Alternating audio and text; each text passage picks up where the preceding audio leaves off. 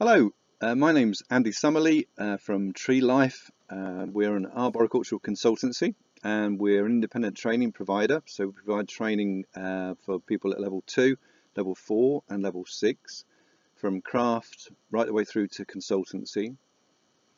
I guess there's one, at the risk of stating the obvious, there's one common denominator irrespective of the level that you're operating at, and that's the trees. So the trees that you either work on a daily basis, the trees that you manage, maybe as a population of trees, or the trees that you advise your clients about as a consultant. It doesn't matter where you operate in ARB, trees are what you always have an involvement with. And there's an often used phrase, right tree, right place. And I thought it would be worth just spending 10 minutes or so examining the kind of meaning of that phrase, really. Because the fact of the matter is that a lot of the trees, probably most of the trees that you work on a daily basis or advise clients on a daily basis, are the products of people who lived a long time ago. Trees live, hopefully, for a very long time. And it kind of begs the question of whether actually, okay, now there's a problem with the tree in that place, but when it was planted, actually it perhaps was the right tree in that place. So a very brief overview of how we got to where we are, I guess, with urban trees. If we go back, I guess, to the Industrial Revolution, that would be a reasonable starting point for discussing urban trees. I think prior to that point, the vast majority of people in this country probably had earned a living on the land. Agriculture had been the main source of income for many people, either as labourers or the people who owned the land and reaped the benefits from their labour. And I guess urban trees really started to become an issue in their own right when people started to migrate from the countryside to towns and cities. And it's interesting just to think about how this all developed and the first trees that were planted, where they were planted, why they were chosen, and there are so many reasons for that. It's always been my view that you cannot separate trees from social history. So as society develops, then so do trees develop. There are trends, there are fashions, there are preferences according to where you are, how much money you've got, where you live, etc, etc, etc. So, Industrial Revolution, people move from countryside to towns.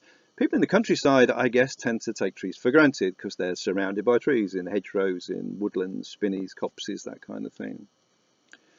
So who were the first people when people moved into towns and started earning their living from industry rather than agriculture? Who were the people who were able to have trees and enjoy them?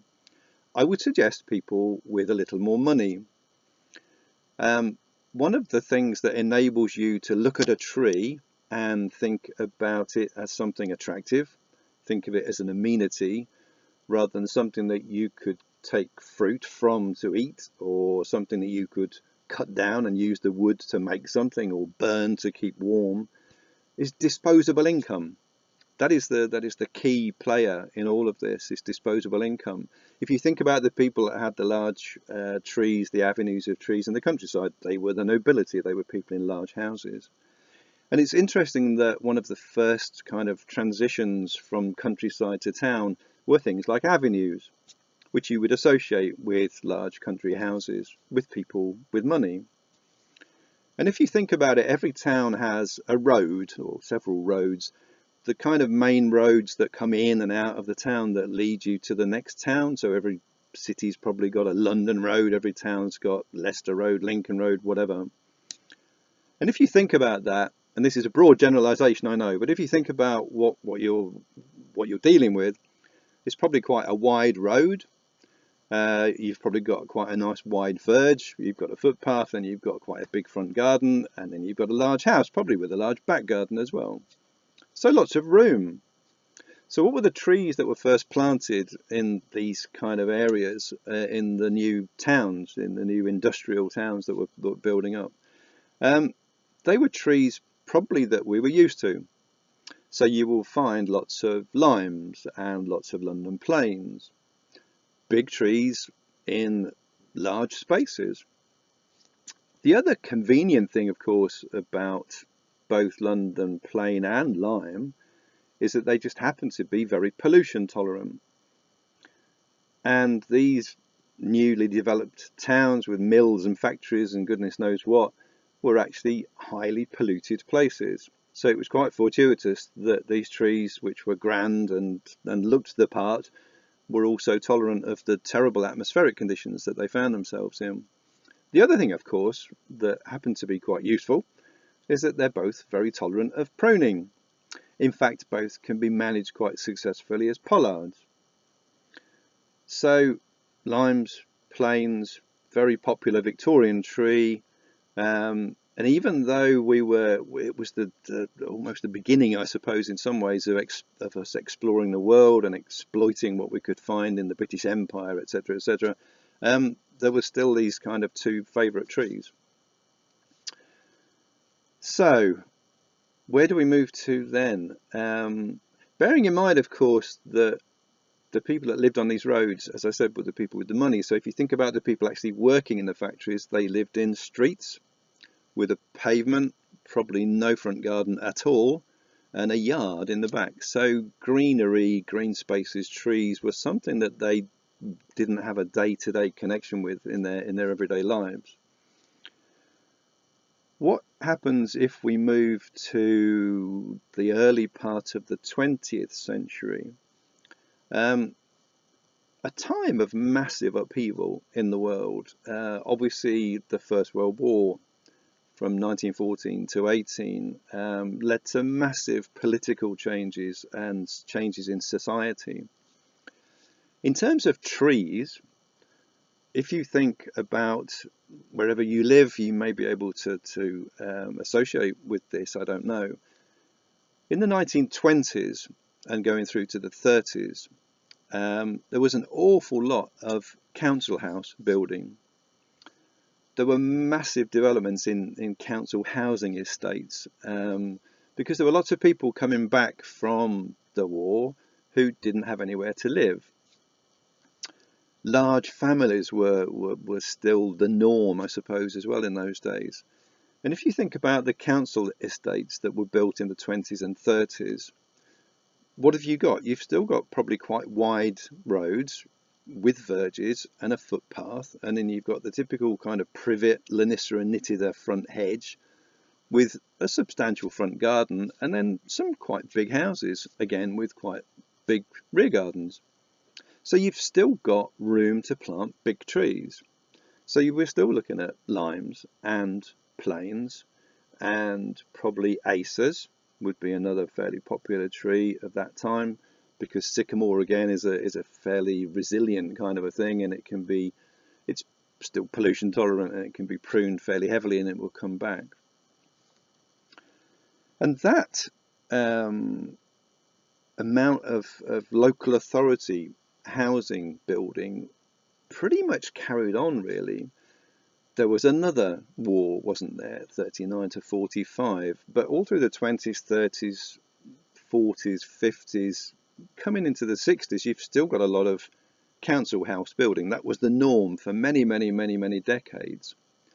But think about how the 1950s, 60s housing estates differ to the 1920s, 30s. There's quite a significant change in the way these estates are laid out. So you've probably got a little bit less space. The verges may now have disappeared and been replaced with the little green triangles of grass at the corners. And think about the trees that you've got. We're now moving away from the large limes and planes to the more ornamental, the more decorative species. So you've got lots of Sorbus, you've got lots of Crataegus, you've got lots of Prunus. So the fashion became attractive blossom, maybe nice autumn colour, interesting foliage, maybe interesting bark. So quite a change, really. And the thing being, of course, all of these trees still exist, so you may still be working on Victorian limes and the trees that were planted in the 1920s and 30s. and these Crataegus, Sorbus, Prunus, etc. that were planted in the 50s, 60s. Society continues to change through the 80s and into the 90s, and people's expectations changed, and the whole council house boom started to come to a bit of an end, really. There were still housing associations out there, but there was very much a move towards house ownership and to everyone having their own house, and a move away again from roads to closes, to cul-de-sacs, again with the smaller ornamentals. But what you've now got, of course, in between the various closes are open areas,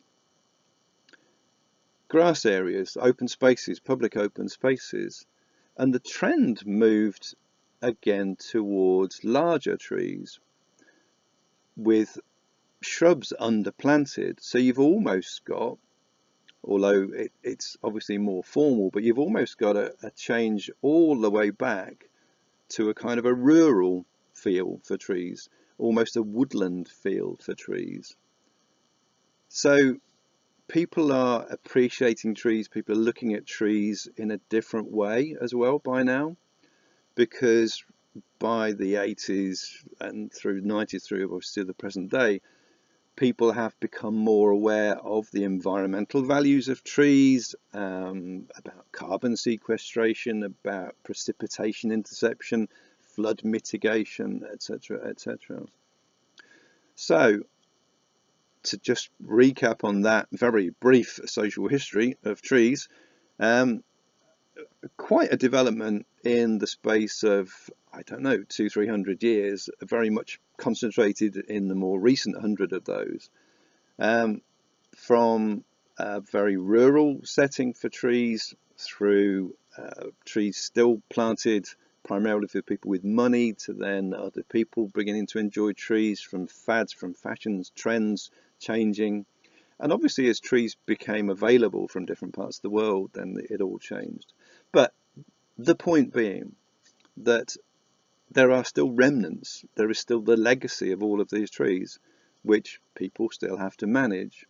So I guess if there's a lesson to be learned from this very lightning trip through history, is that if you're specifying trees, if you're planting trees and maintaining young trees to hopefully keep them alive, it's worth bearing in mind that hopefully they will live for a very long time, and you need to have in the back of your mind, I suppose, and virtually impossible, are they still going to be the right tree in the right place in another 50, 100 years?